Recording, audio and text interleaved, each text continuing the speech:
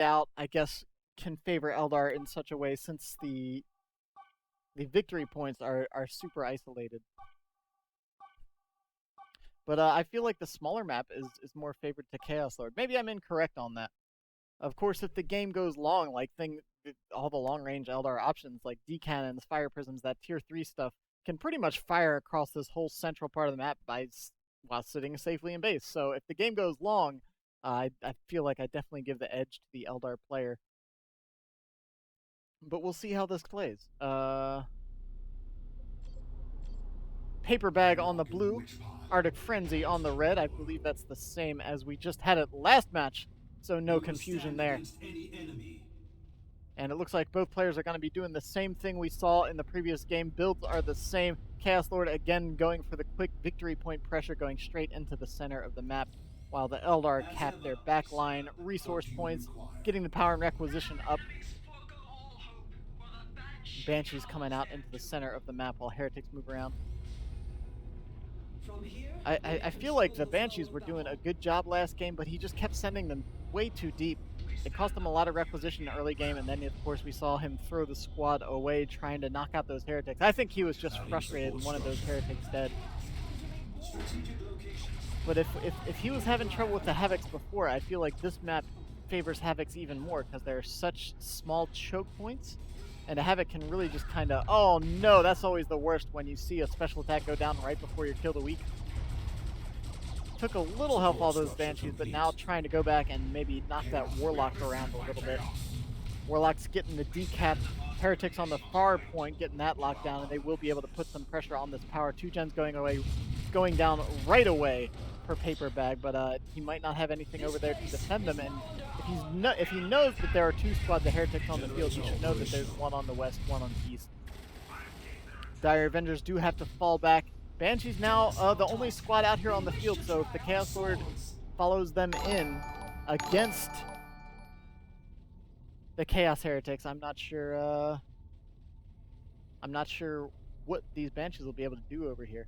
Oh, look at the Heretics just hanging out, trying to stay out of sight. I'm not sure what the plan was there.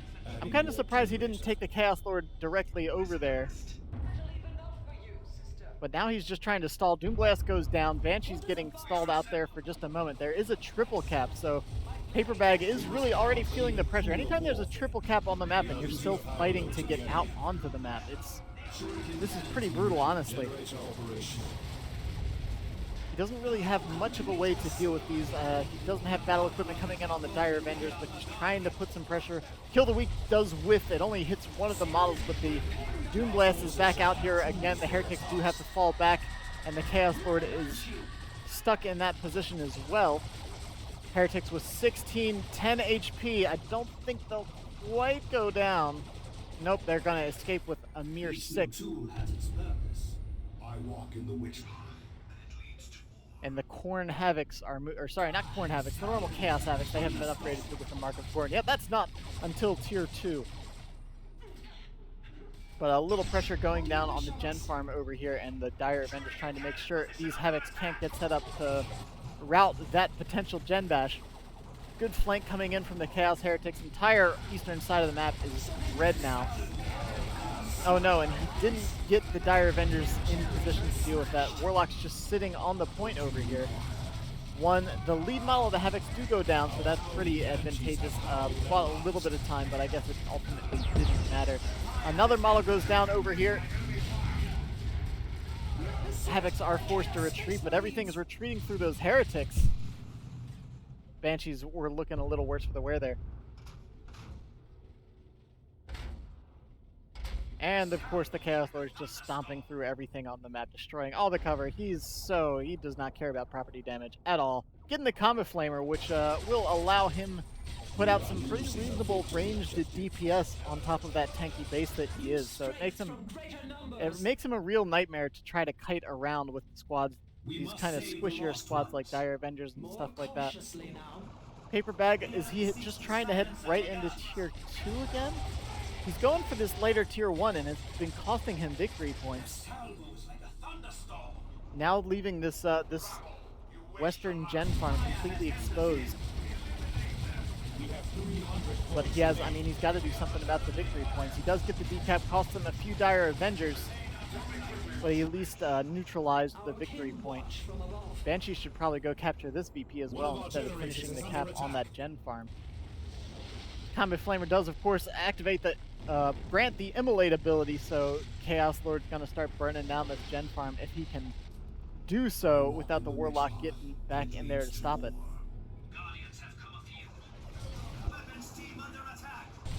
But yeah, I'm not sure. I kind of feel like PaperBag needs something else in Tier 1. Or maybe he just needs to work on his positioning to better counter this Havoc, because Havoc's been giving him a headache. Banshee's taking fire while they get the decap over there, and now Dire Avengers facing off against the Chaos Lord, and really they have no out here. They can't hop in that building because of the Immolator. They can't kite the Chaos Lord around, really. That Chaos Lord is pretty well suited to deal with any singular Eldar squad. Havoc's hopping in the garrison there. And of course the Dire Avengers are on the other side of the map, so there's really no grenade to threaten that garrison. And no flamer weapons out here either. Immolate going down yet again. Almost burning up his heretics there. PaperBag's gen farms in dire straits. He is heading into Tier 2, but he's not going to have a lot of power when he gets here at this rate. 201 to 500, a 300-point deficit in favor of ArcticFrenzy right now. Guardian Weapons team getting set up. Going to be able to pump a quick volley into that Chaos Lord, but only taking him down to about a third of his health. So of course he's going to roll right in there, kill the weak, get some of that health back. But it looks like the gen farm may be saved for the time being. Immolate does do damage to all the generators, but it's actually, I mean, it's ultimately very, very low damage. It takes 2 or 3 casts of that ability to really threaten a gen farm. At least if the Chaos Lord is the only one there. Banshee's getting locked down by those Havocs, and oh no, it's always something you have to keep in mind. If you're on this gen farm and you hit the retreat button, you're gonna retreat through that center choke point. So if there's melee there, I'm surprised those heretics didn't go for the kill on those Banshees. They were pretty low. I'm not sure they necessarily would have gotten it. They could have gotten a couple more models pretty easily. But it looks like all ArcticFrenzy wants to do is just end this game early. He's not even, doesn't even want to get into Tier 2, doesn't want to let that Falcon start running the field. He's just going to close it out while he has the chance. Again, he is behind on the tech, but last game we saw that didn't matter too terribly much. He's got so much time on the board. He hasn't lost a single victory point yet. He's kept the pressure so high on PaperBag. And he's got look at the pile of requisition he has. That's insane. He can buy pretty much whatever he wants so long as he gets the power for it. As ever, we serve the craft world.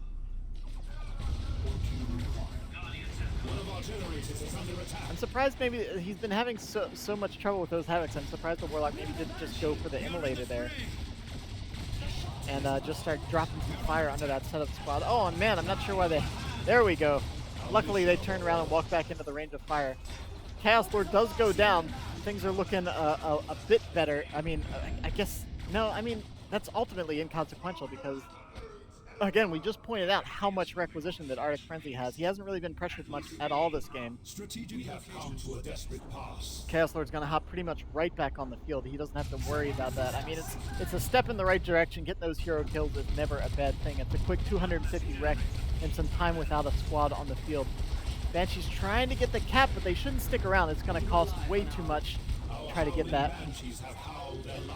Blood Crusher is back out onto the field. Falcon finding itself probably on the wrong side of that demon. Shuriken cannon team ready. Shuriken team over here isn't getting upgraded to the Bright Lance or anything like that. It looks like he's going to focus on just the Falcon and maybe a second anti-vehicle threat from somewhere else that he has yet to purchase to deal with that Blood Crusher. One of our generators is under attack. Let's see, what do we have coming down here? We do have the Mark of Horn, so those autocannons coming down on the Havocs. The autocannon's a good soft vehicle counter, and combined with that Blood Crusher will prevent the Falcon from really running around on the map at all at this point. Taking autocannon fire. Oh my gosh. Okay, he got out of there. I was about to say, if that Falcon goes down, it's going to be all she wrote for this game already, I think, because at this much of a victory point deficit, losing a squad here will essentially be fatal for PaperBag. The Havocs do get forced off, so that Falcon can play a little more aggressively right now. The Dire Vendors can heal while putting some fire in there as well, but he needs to be careful with this Altark that he just purchased. I mean, he has no choice but to play very aggressively at this stage because he is so low on victory points. So that's something that getting that early advantage really does. Is that it kind of forces your opponent to maybe put themselves in less than ideal engagements. Blood Sacrifice going down here, so the second squad of Bloodletters now on the field. Everything's retreating. There's really nothing they can do against this amount of melee on the field. Blood Sacrifice, such a great ability. Pretty much a free squad for an engagement.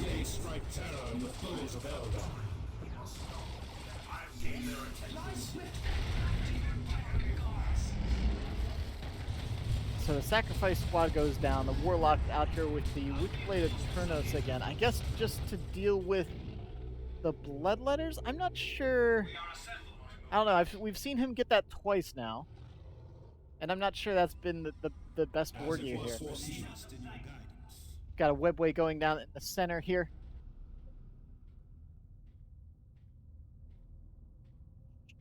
We are losing a victory objective. I walk in the witch path. Ready. It leads to war.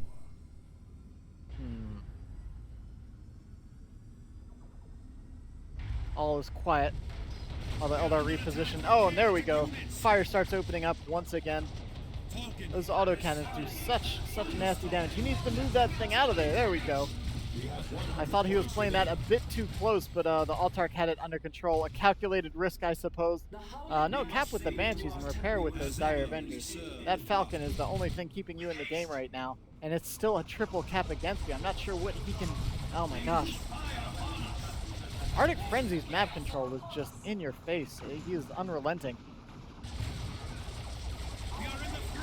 Blood Crusher's out here, rushes away, 64 to 391 with a 2-0 cap. Warlock is going to be able to neutralize the points, I think, as it stands, but a second Blood Crusher's now out here.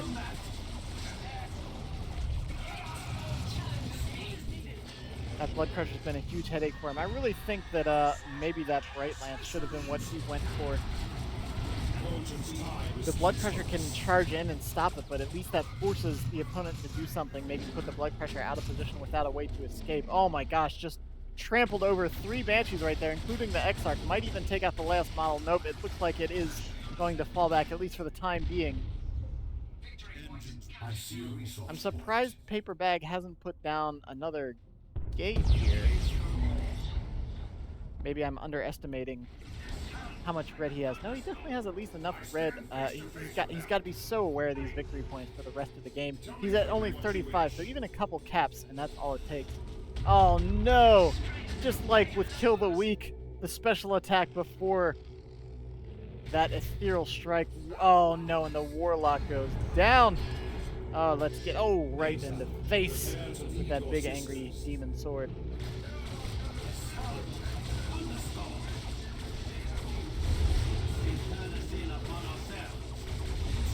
You got Dire Avengers and Fire Dragons out here now. Altark trying to run the back line, maybe put a little pressure on that Corn Havoc squad to keep it from getting any more hurt on the Falcon. Oh my gosh, but the Altark goes down. These Blood Crushers are so brutal.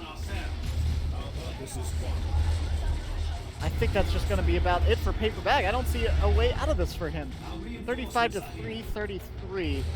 The Corn Havoc's now able to set up pretty uncontested. Banshee's going deep again, but I don't see them getting out of here.